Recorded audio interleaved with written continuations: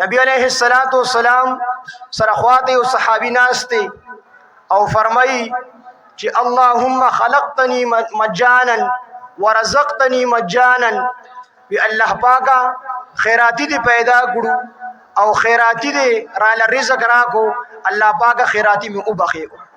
نو موږ الله پاک د وایو چې الله پاکا موږ ستاسو نعمتونو شکریا نشو ادا کولې خو الله خیراتی موږ وبخي. محترم قرآن مجید دا ډیر اوچت کتاب دی. الله رب العزت د زمکه او د اسمانونو د پیدایش نمخ کې په خپل د سوره طه او د سوره یاسین تلاوت او فرمایو چې کله فرشتو دا ووریدل نو فرشتو ویل چې مبارکباد دی وی هغه جبو لرا کوم جبه چې بد دې قرآن مجید تلاوت کی او مبارکباد دی وی هغه زړونو لرا چې کوم زړونه او کوم سینې به دا قرآن چې کوم نه محفوظ کړي او مبارک هغه امت ته په کوم امت په چې د دې قرآن مجید نزول کیږي. محترم الطلباء او علما او حافظان لا پیدا اومنو د دنیا د پیدایش نه مخکې فرشتو چې کوم دي ته زیر ورکړي دي او دي ته مبارکباد ویلي دي. قرآن مجید چې په کوم ځای کې ویل کېږي په هغې باندې رحمتونه راوریږي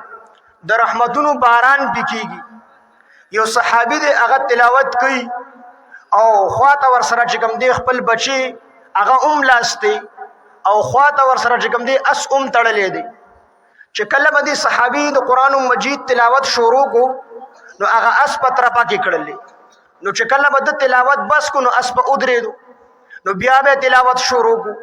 نو بیا به اس طرفه کې کړلی نو چې تلاوت په بس کو نو اس په ودرېدو اخره کې هغه صحابي د دې وجنا د قرآن مجید تلاوت پرې خودو چې اسنا دا استرپه کې وخی اسنا دا بچی را لخوب کی چې بهر راوته نو وریځ چې کوم دی د کور د پاسه راغلی و او په هغه وریځ کې قسمه قسم چراغان او رڼاګانې سار دا واقعیا چې کوم دی نبی علیه الصلاۃ والسلام د دې صحابي بیان کړل. نبی علیه الصلاۃ والسلام وته فرمایل اے د عزیر زویا تا بخپل تلاوت جاری ساتو کو چېرې تا تلاوت جاری ساتلې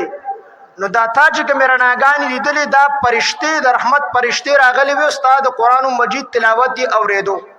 استاد قرآن مجید ته تلاوت اوریدو د بارا دغه فرشتې راغلي وي نو کو چېرې تا تر سحر پورې د قرآن مجید تلاوت جاری ساتلې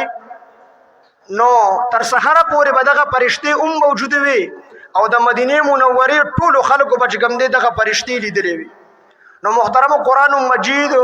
دا ډیر مبارک کتاب دی. نبی علیہ الصلوۃ والسلام فرمایي چې څوک د قرآن مجید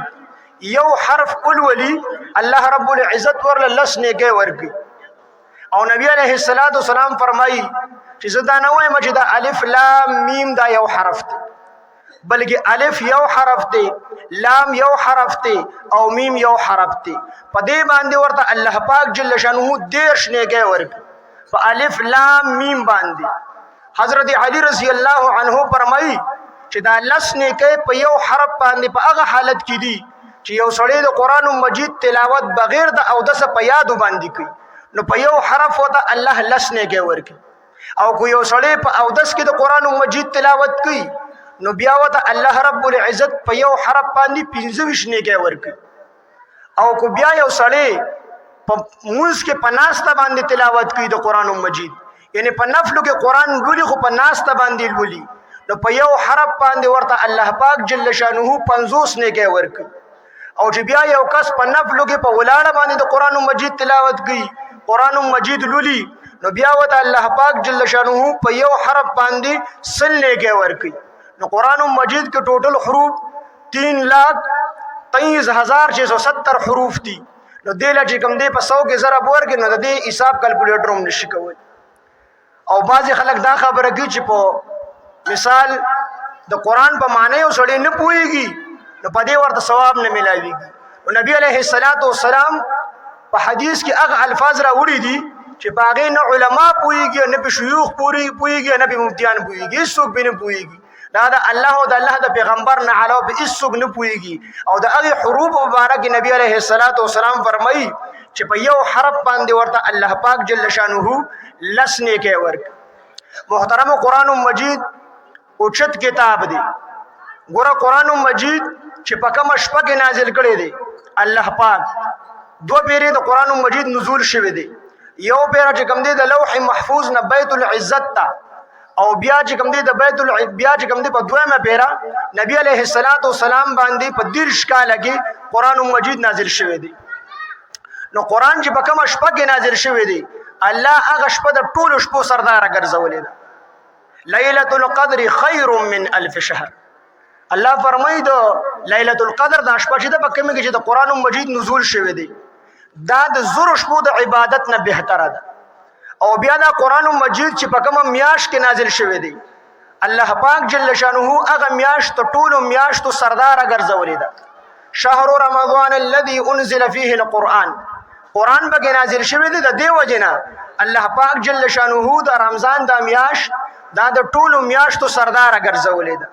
بیا قرآن مجید چې په کوم پیغمبر باندې نازل دی هغه پیغمبر الله پاک جل شانه د ټولو انبیو سردار ګرځولې دی. بیا قرآن مجید چې په کومه ژبه کې نازل دی هغه ژبه عربي هغه الله پاک جل شانه د ټولو ژبو سردار ګرځولې ده. بیا قرآن مجید چې په کومه زمانہ کې نازل دی هغه زمانہ الله د ټولو زمانو سردار ګرځولې ده. بیا قرآن مجید چې په کومه ځمکه باندې نازل دی مکه مکرمه او مدینه منوره هغه الله پاک د دې ټولو ځمکو سردار ګرځول دي. دجال با په خپل ژوندۍ کې ټوله دنیا کې ګرځي خو د مکه مکرمه او د مدینه منوره خاورې ته نشي داخلي دي ځکه په دې باندې د قرآن مجید نزول شوی دی. نو محترم څنګه چې دا قرآن دا مبارک دی دا برکت والده نو کوم چې د قرآن مجید طلبا او علما او حافظان دي دا هم برکت والده چې کوم ځای کې د قرآن مجید تلاوت کیږي پاغه باندې د الله رب العزت ته طرف نه رحمتونه راوړيږي د رحمت فرشته نازلېږي او رحمت چې کله وریږي نو دا په یو کور باندې نه وریږي دا په غونډه علاقه باندې وریږي. نو په دې مدرسه کې د قرآن مجید تلاوت کیږي د دې مدرسې د قرآن مجید د تلاوت ته وجنه په ټول کلی باندې په ټول علاقه د الله پاک جل شانه رحمتونه وریږي. محترم څنګه چې دا قرآن مجید مبارک ته برکت والده نو د کشان څوک چې د تلاوت د قرآن مجید کوي دا برکت والدي. حدیث کې راځي چې کوم سړی معصوم بچي وفات شي نو دا معصوم بچي به د خپل مور او پلار او چا چې د په جنازه کې شرکت کړي دغه سفارش وکړي. شهید دا به د 70 کسانو شفاعت کوي او دغه رنګ حافظ قرآن دا به د 10 کسانو شفاعت کوي سفارش او دغه رنګ حاجی چې حج قبول شي وي هغه به د 400 کسانو سفارش او عالم دا به د اسمان د ستورو په مقدار د خلکو سفارش